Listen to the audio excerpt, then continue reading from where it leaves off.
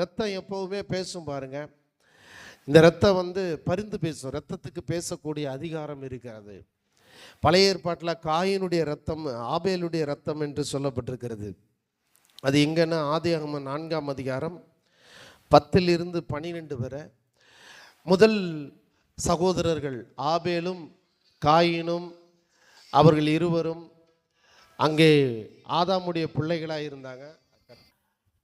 காயினும் ஆபேலும் சகோதரராக இருந்தார்கள். அவர்கள் தேவனுக்கு காணிக்கை செலுத்த போனாங்க. அப்போ காயினுடைய காணிக்கையை தேவன் அங்கீகரிக்கலை, ஆபேலுடைய காணிக்கையை கர்த்தர் அங்கீகரித்தார். உடனே காயினுக்கு ஆபேல் மேலே பொறாமை ஆபேலை கொன்று போட்டு விட்டான். அப்போ அப்படி கொன்று போட்ட போது நடந்தது தான் ஆதியாகமம் 4ஆம் அதிகாரம் 10-12 வரை. அதற்கு அவர், என்ன செய்தாய்? உன் சகோதரனுடைய இரத்தத்தின் சத்தம் பூமியில் இருந்து என்னை நோக்கி கூப்பிடுகிறது. இப்பொழுது உன் சகோதரனுடைய இரத்தத்தை உன் கையில் வாங்கி கொள்ள தன் வாயை திறந்த இந்த பூமியில் நீ சபிக்கப்பட்டு இருப்பாய் அப்படின்னு சொல்லி ஆபேலுடைய இரத்தம் தேவனை நோக்கி கூப்பிட்டது. எதுக்காக அப்படின்னா, அவனை பழி வாங்குவதற்காக, காயினுக்கு சாபத்தை தருவதற்காக அந்த ஆபேலுடைய இரத்தம் கதறினது. அதனால் காயின் சபிக்கப்பட்டான். அவனுடைய நிலமும் சாபமாகி பாழானது என்று நம்ம ஆதியாகமத்தில் பார்க்கிறோம். ஆனால் இயேசு கிறிஸ்துனுடைய இரத்தம் நமக்கு ஆசீர்வாதங்களை தரும்படி வேண்டிக் கொண்டிருக்கிறது. இயேசு கிறிஸ்துனுடைய சிந்தப்பட்ட அந்த வெளியேறப்பட்ட இரத்தம் நம்முடைய பாவங்களை நம்மை விட்டு நீங்கும்படி பிதாவினிடத்திலே பேசி கொண்டிருக்கிறது. இயேசு கிறிஸ்து சிலுவையில் சிந்தின அந்த இரத்தம் இன்னைக்கு உங்கள் வாழ்க்கையில் நன்மைகள் பெருக வேண்டும் என்று பரிந்து பேசி கொண்டிருக்கிறது.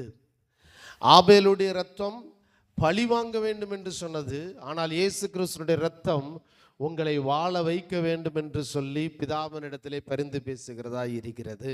ஆமேன். அதுதான் எபிரேயர் 12:24 பார்க்கிறோம். இயேசு கிறிஸ்துனுடைய இரத்தம் பாவ மன்னிப்புக்காகவும், இயேசுவை ஏற்றுக்கொண்ட ஒவ்வொருவருடைய பாவ மன்னிப்புக்காக இன்னைக்கு பரலோகத்திலே பிதாவினிடத்திலே பரிந்து பேசி கொண்டிருக்கிறது.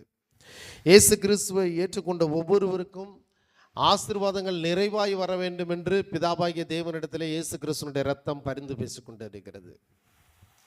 இன்னைக்கு நிறைய பேர் நினைக்கிறாங்க, நான் எனக்காக யாராவது ஜெபம் பண்ணிட்டா அவங்க ஜெபத்தை கேட்டு ஆண்டவர் பதில் கொடுப்பாங்கன்னு. ஒன்றை நீங்கள் நன்றாக புரிந்து கொள்ள வேண்டும். உங்களுக்காக ஜெபிக்கிறவங்க உங்கள் மேலே நல்ல எண்ணம் வச்சுருந்தா நல்லபடியாக ஜெபிப்பாங்க. உங்கள் மேலே கெட்ட எண்ணம் இருந்தால் கெட்டதை போய் ஜெபிப்பாங்க. மனிதர்களுடைய நிலைமை அதுதான் பாருங்கள். இன்றைக்கி நண்பர்களாக இருக்கிறவர்கள், சிநேகிதராக இருக்கிறவர்கள் நாளைக்கு பகைங்கராக மாறலாம்.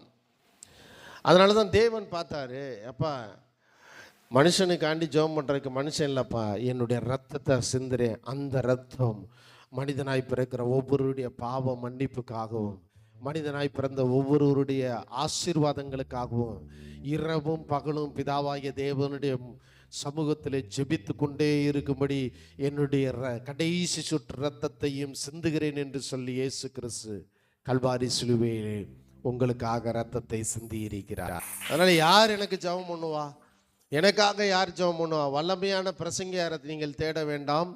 உங்களுக்காக வல்லமை மிக்கவர் இயேசு கிறிஸ்துனுடைய அந்த வல்லமையுள்ள கிறிஸ்து இயேசுனுடைய ரத்தம், கல்வாரியிலே சிந்தப்பட்ட அந்த ரத்தம் இரவும் பகலும் ஓயாமல் பிதாவாகிய தேவனுக்கு முன்பாக நின்று உங்களுடைய நன்மைக்காக அங்கே பரிந்து பேசி கொண்டிருக்கிறது. உங்களுடைய ஆசீர்வாதங்களுக்காக அங்கே பரிந்து பேசி கொண்டிருக்கிறது. தேவ பிள்ளைகளே,